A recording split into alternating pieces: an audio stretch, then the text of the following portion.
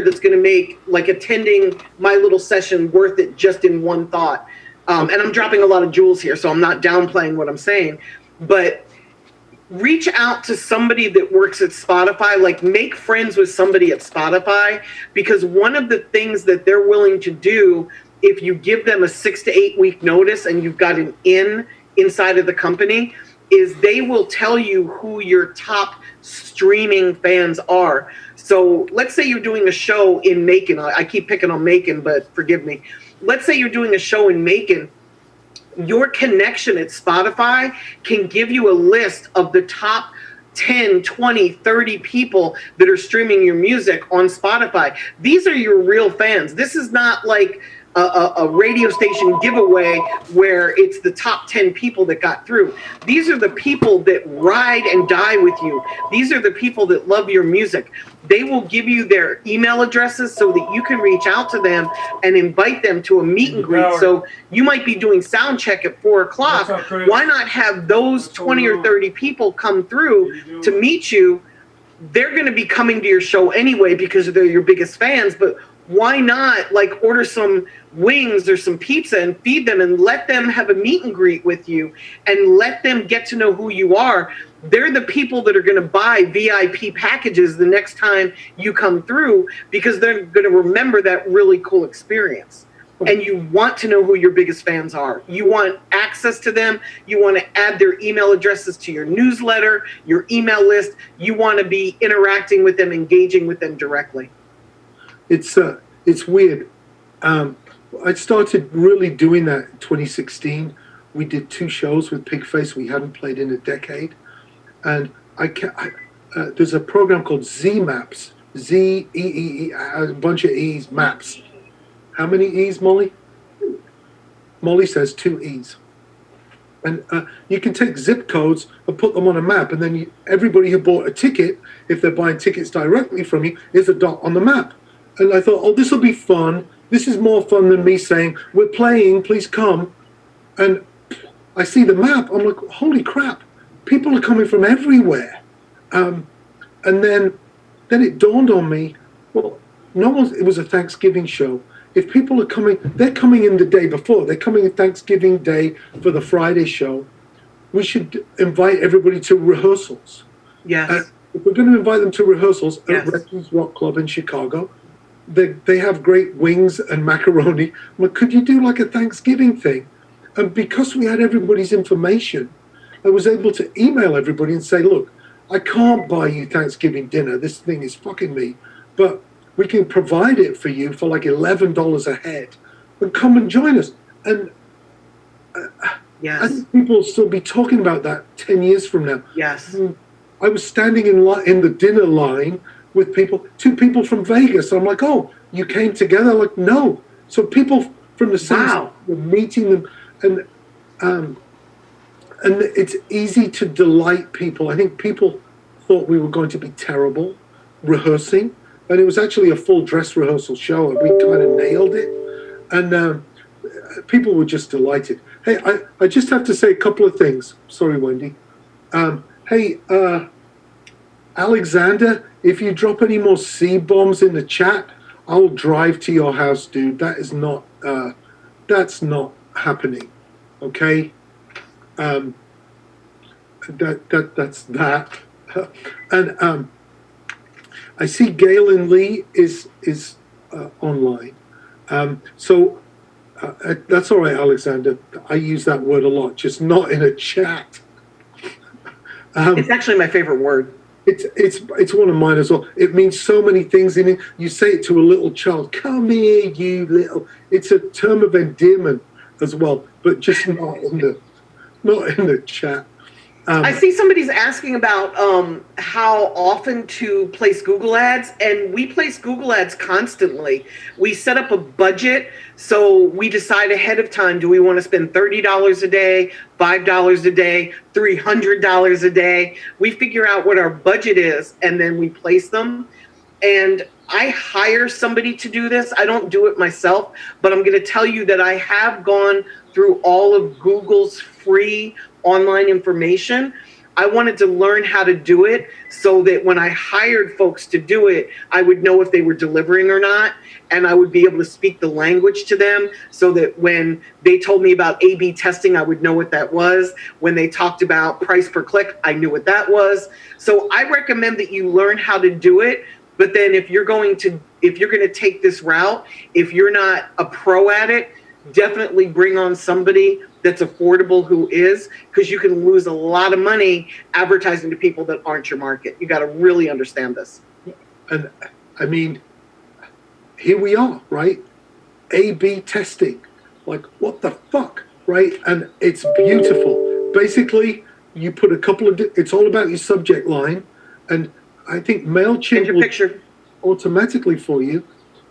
Do I say, Wendy Day, come and chat, or rap, whatever, free pop, I don't know. And if you don't know which subject line to use, you can tell MailChimp, I've got 25,000 people on my mailing list, test this with 3,000 people and use the most effective one for the other 22,000. It's stunning. There are people, as Wendy says, there are people doing amazing stuff with marketing, just like the guy you want programming your beats or running the lights. There's amazing people. Martin, I see somebody else asked, is there such a thing as too much content? And yes, you can burn out and oversaturate. Yeah. The thing about content is it's more about consistency. So I always make sure that I have a schedule. So for me, it would be like maybe Wild Out Wednesdays or Sappy Sundays. I would have different content that I post at a certain time on a certain day of the week, or even if it's once a month, like whatever I'm doing, I want to make sure it's the consistency that I'm focusing on. And I also try not to be too promotion-y. So I do a 70-30 ratio, so that out of 10 of my posts, 3 of them might be promoting something, and 7 of them are just pure content where you're learning more about me and seeing behind the scenes what I'm doing and what I'm thinking. Okay. I hope that answered it. Well, there's a couple of things here. First off, I think we could go for 3 hours. I mean, we obviously can't. So I have a few questions. One, can students make sure that I've seen a bunch of things in the chat. Can we talk later? How do I get a hold of you? Absolutely.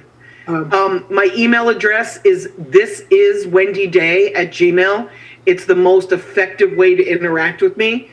A smart boo would probably wait a couple of days because they could think that, wow, everybody sitting in the chat room right now is typing into their phone, thisiswendyday@gmail.com. Hi, Wendy, I need this from you. So I might try to spread it out a little bit, but I'm really great at email. I suck at returning phone calls because they're too time consuming, and I do this for a living. So I have clients that I have to please. But if you email me, I do respond to everybody. It may take me a day or two, but I do respond. You can also follow me on Instagram at Rap Coalition, and you can talk to me there. Don't DM me. I get too many DMs. And my experience is that people are DMing me are asking for shit that I'm not willing to give them. So talk to me in the feed, express yourself, interact with me. It may take me a day or two to see it, but I go through all of my posts and I try to be as interactive and engaging as I can be.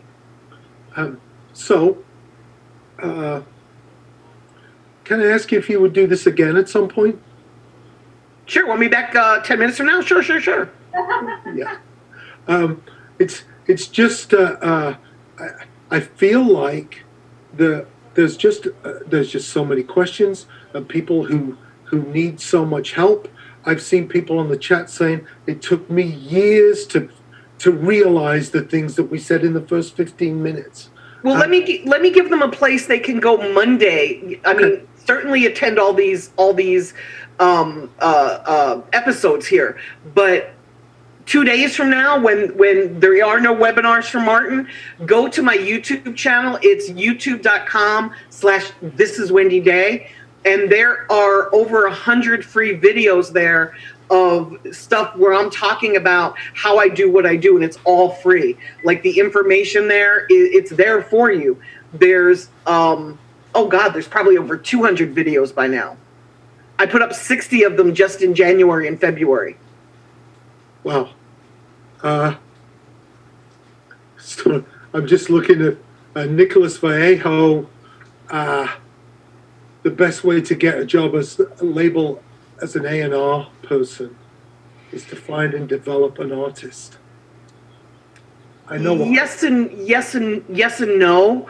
Understand that the label A&Rs, at least in urban music, are all looking at stats. So they're looking at chart metric, they're looking at sound charts. They want to see real numbers. They want to see what you're doing in different areas. So if you're going to find and develop talent on your own, help them make money. If your goal is to get a deal, that's wonderful, but you can make more money finding and developing talent and helping people get ahead on your own than you can working for Def Jam or Sony.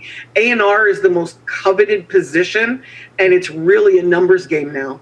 And most labels, they hire interns, and you've got to be a college student to be an intern, and you've got to be willing to work for free. And when I say work, I mean like 24 hours a day, 7 days a week. And then that's where they go to bring people into their fold, because now they understand that corporate culture. And it's more about the numbers and the corporate culture than it is about finding talent. And I think that for a band that wants to get signed or somebody who wants to work at a label, I think the trick is to not need the gig. If you Absolutely. need to find, you're fucked. It's when you're running your own business that you're actually way more attracted to the people who those people aren't going to solve your basic business problem. You have to solve those yourself. Once you solve them and start to grow, then all of these other entities can help you grow. Martin, I think there's a lot of confusion in the music industry that talent is hard to find, and it's not. Labels don't need you to find them talent. They need you to find them ways to make money. It's really a business, and it's all about the money. So if you want to become important to a label, find a way for them to make millions of dollars and hand it to them for free, because that's really what they want. I like to say you don't get what you think you deserve, you get what you gouge, you know. There's a question here from Chia Huff that I want to, because it's Mental Health Awareness Month, I just want to read this. Wendy, I'm hearing you're saying, I'm looking at the success of cloud rappers, emo, sad kid bass music, and how much that brand is being really and truly authentic, including sharing when you're having a bad day and building a brand around inclusivity and acceptance of mental health struggles.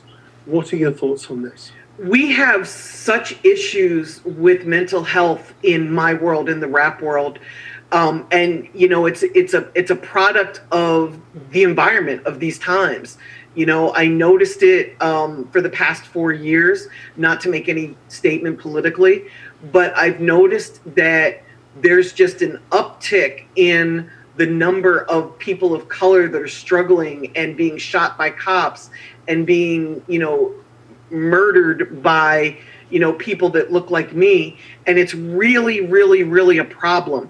And the music is starting to reflect this. And the music is going to continue to reflect this until society makes some changes.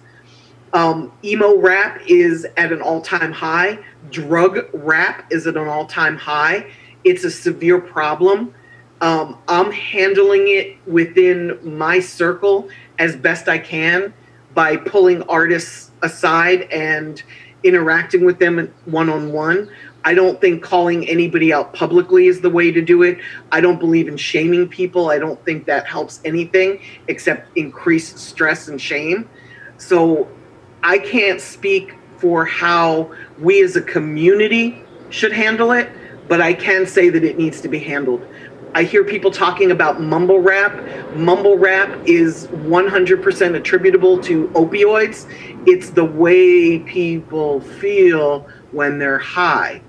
So if we don't fix that problem, it's going to continue to be a problem.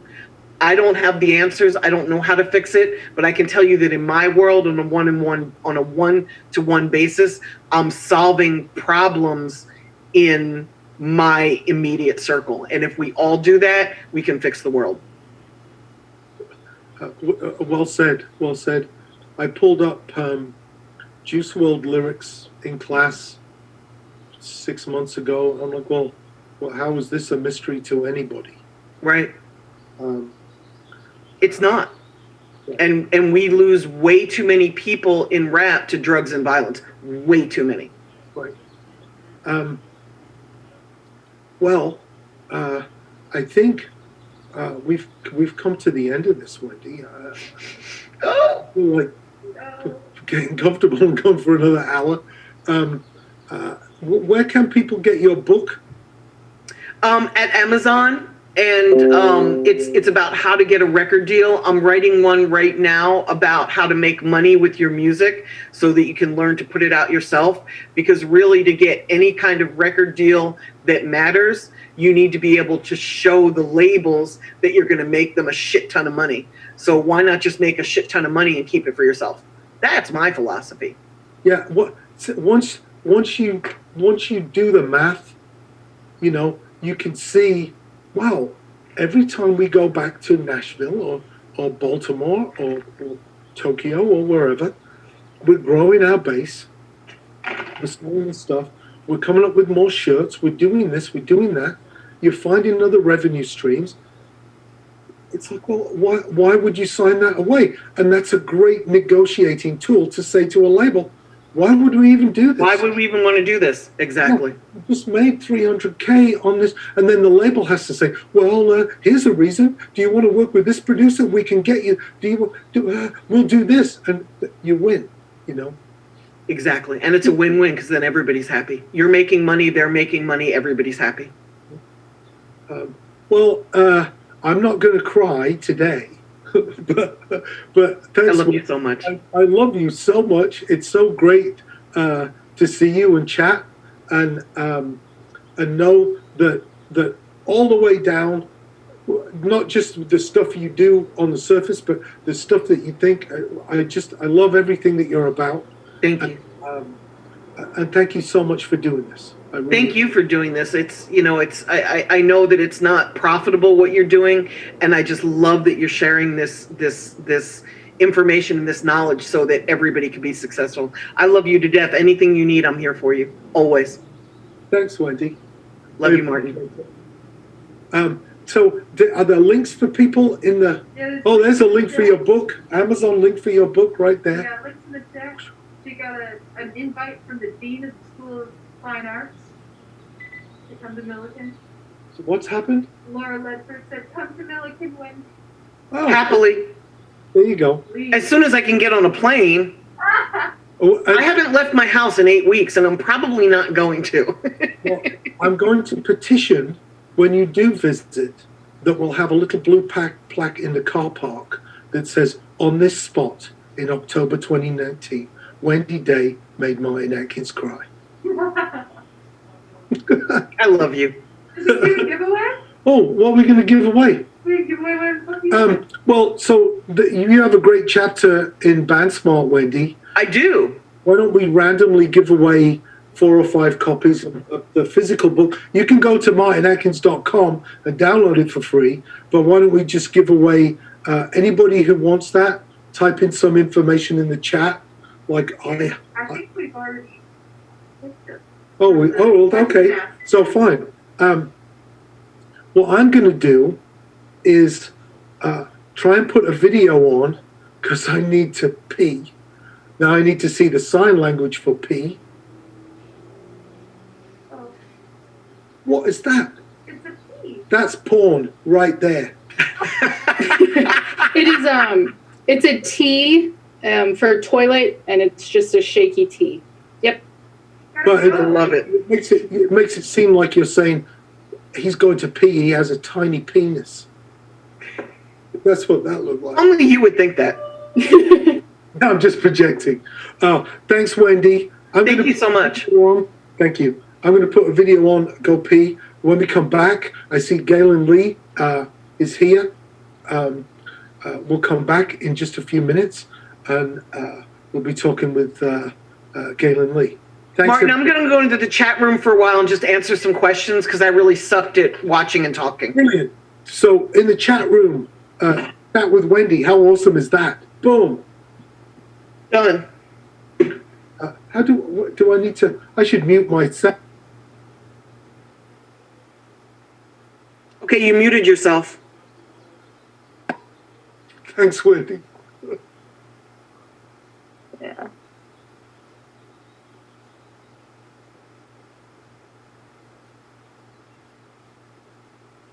Oh, that's my slideshow from before.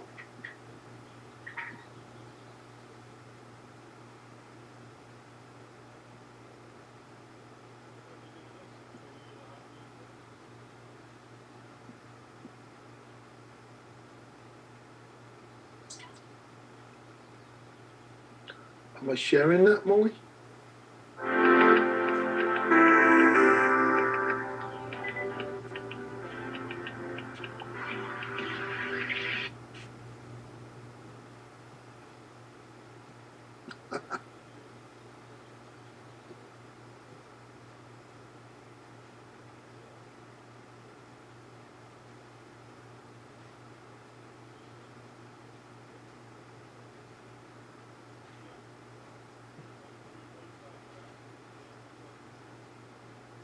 Am I now? Yeah.